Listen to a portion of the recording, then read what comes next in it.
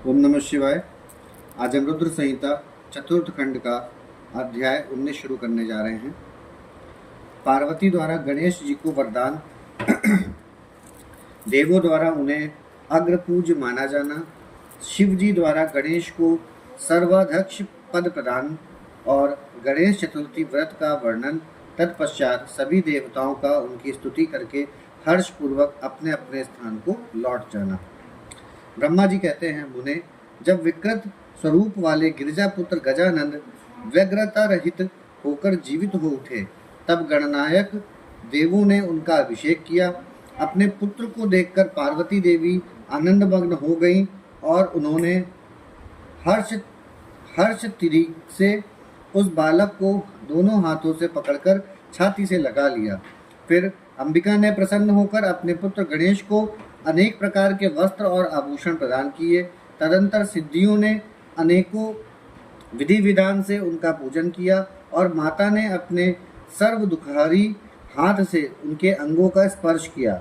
इस प्रकार शिवपत्नी पार्वती देवी ने अपने पुत्र का सत्कार करके उसका मुख चूमा और प्रेम पूर्वक उसे वरदान देते हुए कहा, बेटा, इस समय तुझे बड़ा कष्ट झेलना पड़ा है, किंतु अब तू कृतकृत्य हो गया है। तू धन्य है। अब से संपूर्ण देवताओं में तेरी अग्र पूजा होती रहेगी और तुझे कभी दुख का सामना नहीं करना पड़ेगा। क्योंकि इस समय तेरे मुख पर सिंदूर दिख रहा है, इसलिए मनुष्यों को सदा सिंदूर से तेरी पूजा करनी चाहिए। जो मनुष्य पुष्प, चंदन, सुंदर गंध, नैवेद्य, रमणीय आरती, तांबुल और दान से तथा परिक्रमा और नमस्कार करके विधि पूर्वक तेरी पूजा करेगा, उसे सारी सिद्धियां हस्तगत हो जाएंगी और उसके सभी प्रकार के विघ्न नष्ट हो जाएंगे। इसमें लेश मात्र भी संशय नहीं है। ब्रह्मा जी कहते हैं, मुने, महेश्वरी देवी ने अपने पुत्र गणेश से यों कहकर उसे नाना प्रकार की वस्तुएं प्रदान करके पुनः उसका अभिनंदन किया। विप्र, तब गिरिजा की कृपा से उसी क्षण देवताओं और शिवगणों का मन विशेष रूप से शांत हो गया। तदंतर इंद्र आदि देवताओं ने हर्षा तरीके से शिवा की स्तुति की और उन्हें प्रसन्न करके वे भक्ति भावित चित्त से गणेश देव को लेकर शिव जी के समीप चले। वहां पहुंचकर उन्होंने त्रिलोकी की कल्याण कामना से भवानी के उस बालक को शिव जी की गोद में बैठा दिया। तब शिव जी भी उस बालक के मस्तक पर अपना कर कमल फेरते हुए देवताओं से बोले, यह मेरा दूसरा पुत्र है। तत्पश्चात गणेश ने भी उठकर शिव जी के चरणों में अभिवादन किया। फिर पार्वती को, मुझको, विष्णु को और नारद आदि सभी ऋषियों को प्रणाम करके आगे खड़े होकर उन्होंने कहा, यूं अभिमान करना मनुष्यों का स्वभाव ही है, अतः आप लोग मेरा अपराध क्षमा करें। तब मैं, शंकर और विष्णु, इन तीनों देवताओं ने एक साथ ही प्रेम पूर्वक उन्हें उत्तम वर प्रदान करते हुए कहा, सुरवरों, जैसे त्रिलोकी में हम तीनों देवों की पूजा होती है, उसी तरह तुम सबको इन गणेश का भी पूजन करना चाहिए। मनुष्यों को चाहिए कि पहले इनकी पूजा करके तत्पश्चात हम लोगों का पूजन करें। ऐसा करने से हम लोगों की पूजा संपन्न हो जाएगी। देवगणों, यदि कहीं इनकी पूजा पहले ना करके अन्य देव का पूजन किया गया तो उस पूजन का फल नष्ट हो जाएगा, उसमें अन्यथा विचार करने की आवश्यकता नहीं है। ब्रह्मा जी कहते हैं, मुने, तदंतर ब्रह्मा, विष्णु और शंकर आदि सभी देवताओं ने मिलकर पार्वती को प्रसन्न करने के लिए वही गणेश को सर्वाध्यक्ष घोषित कर दिया। उसी समय शिव जी परम प्रसन्न चित्त से पुनः गणेश को लोक में सर्वदा सुख देने वाले अनेकों वर प्रदान करते हुए बोले। शिव जी ने कहा, गिरिजानंदन, निसंदेह मैं तुझ पर परम प्रसन्न हूँ। मेरे प्रसन्न हो जाने पर अब तू सारे जगत को ही प्रसन्न हुआ समझ। अब कोई भी तेरा विरोध नहीं कर सकता। तू शक्ति का पुत्र है, अतः अत्यंत तेजस्वी है। बालक होने पर भी तूने महान पराक्रम प्रकट किया है, इसलिए तू सदा सुखी रहेगा। विघ्ननाश के कार्य में तेरा नाम सबसे श्रेष्ठ होगा। तू सबका पूज्य है, अतः अब मेरे संपूर्ण गणों का अध्यक्ष हो जा। इतना कहने के पश्चात महात्मा शंकर अत्यंत प्रसन्नता के कारण गणेश को पुनः वरदान देते हुए बोले, गणेश्वर, तू भाद्रपद मास के कृष्ण पक्ष की चतुर्थी तिथि को चंद्रमा का शुभोदय होने पर उत्पन्न हुआ है। जिस समय गिरजा के सुंदर चित्त से तेरा रूप प्रकट हुआ, उस समय रात्रि का प्रथम पहर बीत रहा था। इसलिए उसी दिन से आरंभ करके उसी तिथि में तेरा उत्तम व्रत करना चाहिए।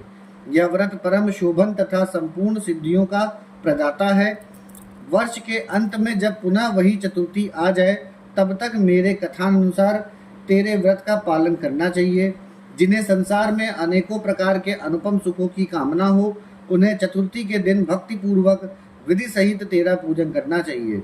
जब मार्ग शीर्ष मास के कृष्ण पक्ष की चतुर्थी आए, तब उस दिन प्रातःकाल स्नान करके व्रत के लिए ब्राह्मणों से निवेदन करें। पूर्वोक्त विधि से उपवास करें। फिर धातु की, मूंगे की, श्वेत मदार की अथवा मिट्टी की मूर्ति बनाकर उसकी प्राण प्रतिष्ठा करें और भक्ति भाव से नाना प्रकार के दिव्य गंधों, चंदनों और पुष्पों से उसकी पूजा करें। पुनः रात्रि का प्रथम पहर बीत जाने पर स्नान करके दूर्वा दलों से पूजन करना चाहिए।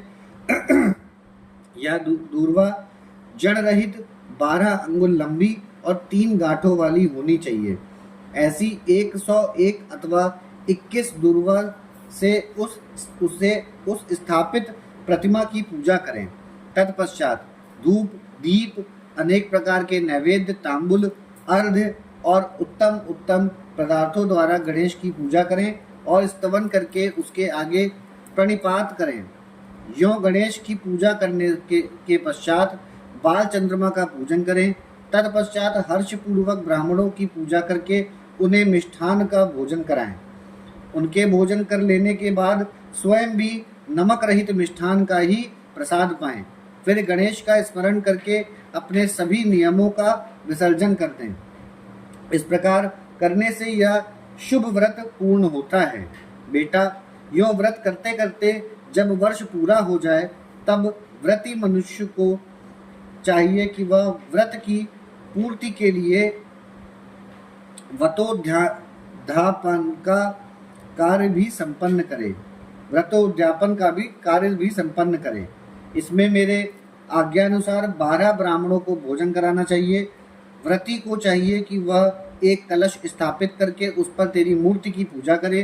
तत्पश्चात वेद विधि के अनुसार वेदी का निर्माण करके उस पर अष्टदल कमल बनाएं। फिर उसी पर धन की कंजूसी छोड़कर हवन करें। पुनः मूर्ति के सामने 2 स्त्रियों और 2 बालकों को बिठाकर विधि पूर्वक उनकी पूजा करें और सादर उन्हें भोजन कराएं। रात में जागरण करें। प्रातःकाल पुनः पूजन करके पुनरागमन के लिए विसर्जन कर दें। बालकों से आशीर्वाद ग्रहण करें, स्तुति वाचन कराएं और व्रत की पूर्ति के लिए पुष्पांजलि निवेदित करें। फिर नमस्कार करके नाना प्रकार के कार्यों की कल्पना करें। इस प्रकार जो इस व्रत को पूर्ण करता है, उसे अभीष्ट फल की प्राप्ति होती है। गणेश, जो श्रद्धा सहित अपनी शक्ति के अनुसार नित्य तेरी पूजा करेगा, उसके सभी मनोरथ सफल हो जाएंगे। मनुष्यों को सिंदूर, चंदन, चावल, केतकी, पुष्प आदि अनेकों उपचारों द्वारा गणेश्वर का पूजन करना चाहिए। यों जो लोग नाना प्रकार के उपचारों से भक्ति पूर्वक तेरी पूजा करेंगे, उनके विघ्नों का सदा के लिए नाश हो जाएगा और उनकी कार्य सिद्धि होती रहेगी। सभी वर्ण के लोगों को, विशेषकर स्त्रियों को यह पूजा अवश्य करनी चाहिए तथा अभ्युदय की कामना करने वाले राजाओं के लिए भी यह व्रत अवश्य कर्तव्य है। व्रती मनुष्य जिस जिस वस्तु की कामना करता है, उसे निश्चय वह वस्तु प्राप्त हो जाती है। अतः जिसे किसी वस्तु की अभिलाषा हो, उसे अवश्य तेरी सेवा करनी चाहिए। ब्रह्मा जी कहते हैं, मुने, जब शिव जी ने महात्मा गणेश को इस प्रकार वर प्रदान किया, तब संपूर्ण देवताओं, श्रेष्ठ ऋषियों और शिव के प्यारे समस्त गणों ने तथास्तु कहकर उसका समर्थन किया और अत्यंत विधि पूर्वक गणाधीश का पूजन किया। तत्पश्चात शिव गणों ने आदर पूर्वक नाना प्रकार की पूजन सामग्री से गणेश्वर की विशेष रूप से अर्चना की और उनके चरणों में प्रणाम किया। मुनीश्वर, उस समय गिरिजा देवी को जो आनंद प्राप्त हुआ उसका वर्णन मेरे चारों मुखों से भी नहीं हो सकता। तब फिर मैं उसे कैसे बताऊं। उस अवसर पर देवताओं की दुदुम्बियां बजने लगी, अप्सराएं नृत्य करने लगी, गंधर्व श्रेष्ठ गान करने लगे और पुष्पों की वर्षा होने लगी। इस प्रकार गणेश के गणाधीश पद पर प्रतिष्ठित होने पर वहां महान उत्सव मनाया गया। सारे जगत में शांति स्थापित हो गई और सारा दुख जाता रहा। नारद, शिव और पार्वती को तो विशेष आनंद प्राप्त हुआ और सर्वत्र अनेक प्रकार के सुखदायक मंगल होने लगे। तदंतर संपूर्ण देवगण और ऋषिगण जो वहां पधारे हुए थे वे सभी शिव की आज्ञा से अपने अपने स्थान को चले गए। उस समय वे शिव जी की स्तुति करके गणेश और पार्वती की बारंबार प्रशंसा कर रहे थे और कैसा अद्भुत युद्ध हुआ यो परस्पर वार्तालाप करते हुए चले जा रहे थे। इधर जब गिरिजा देवी का क्रोध शांत हो गया तब शिव जी भी जो स्वात्माराम होते हुए भी सदा भक्तों का कार्य सिद्ध करने के लिए उद्यत रहते हैं, गिरिजा के सन्निकट गए और लोकों की हित कामना से पूर्ववत नाना प्रकार के सुखदायक कार्य करने लगे। तब मैं ब्रह्मा और विष्णु दोनों भक्ति पूर्वक शिव शिवा की सेवा करके शिव की आज्ञा से ले अपने अपने धाम को लौट आए। जो मनुष्य जितेंद्रिय होकर इस परम मांगलिक आख्यान को श्रवण करता है वह संपूर्ण मंगलों का भागी होकर मंगल भवन हो जाता है। इसके श्रवण से पुत्रहीन को पुत्र की, निर्धन को धन की, भार्यार्थी को भार्या की, प्रजार्थी को प्रजा की, रोगी को आरोग्य की और अभागे को सौभाग्य की प्राप्ति होती है। जिस स्त्री का पुत्र और धन नष्ट हो गया हो और पति परदेश चला गया हो उसे उसका पति मिल जाता है। जो शोक सागर में डूब रहा हो वह इसके श्रवण से निसंदेह शोक रहित तो हो जाता है। यह गणेश चरित्र संबंधी ग्रंथ जिसके घर में सदा वर्तमान रहता है वह मंगल संपन्न होता है। इसमें तनिक भी संशय की गुंजाइश नहीं है। जो यात्रा के अवसर पर अथवा किसी भी पुण्य पर्व पर इसे मन लगाकर सुनता है वह श्री गणेश जी की कृपा से संपूर्ण अभीष्ट फल प्राप्त कर लेता है। यहाँ हमारा अध्याय 19 समाप्त हुआ है। अब हम अध्याय 20 शुरू करने जा रहे हैं।